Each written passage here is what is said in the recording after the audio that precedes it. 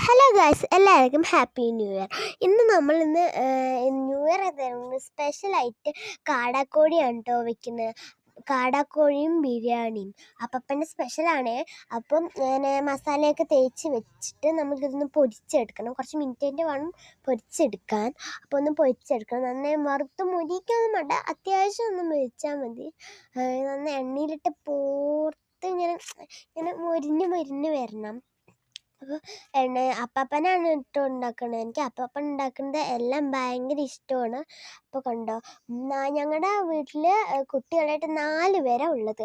അത് 4 കാടാക്കോഴിയാണ് അപ്പാപ്പൻ വറുത്തെടുക്കുന്നത്. ബാക്കി എല്ലാവർക്കും ഇങ്ങനെ മുറിച്ചിട്ടാണ് വറുത്തെടുക്കുന്നത്. കാണുമ്പോൾ തന്നെ തിന്നാൻ തോന്നൂല്ലേ ഗൈസ്. അപ്പോൾ ഇത് കണ്ടോ, അപ്പോൾ ഇങ്ങനെ മുരിച്ചെടുത്തു അപ്പാപ്പൻ. ഓവർ മുരിച്ച നേരം കൊണ്ടാണ് ഈ കളർ ഇരിക്കുന്നത്. എനിക്കിത് കാണുമ്പോൾ ചിരിയൊക്കെ വരുന്നുണ്ട് ഗൈസ്. ഇങ്ങനെ തലയൊക്കെ നോക്കിയേ ഗൈസ്. അപ്പോൾ ഇതേപോലെയാണ് കേട്ടോ വന്നത്. നിങ്ങളുടെ വീട്ടിൽ ന്യൂ ഇയർ ആയിട്ട് എന്താ സ്പെഷ്യൽ ഒന്നും കൂടി കമൻറ്റ് ചെയ്യണേ. അപ്പോൾ ഞങ്ങളുടെ വീട്ടിൽ ഇതാണ് കേട്ടോ സ്പെഷ്യൽ. ഈ കാടാക്കോഴിയും ബിരിയാണിയാണ് ഇവിടുത്തെ സ്പെഷ്യൽ. എനിക്കിത് കാണുമ്പോൾ തന്നെ തിന്നാൻ തോന്നുന്നു.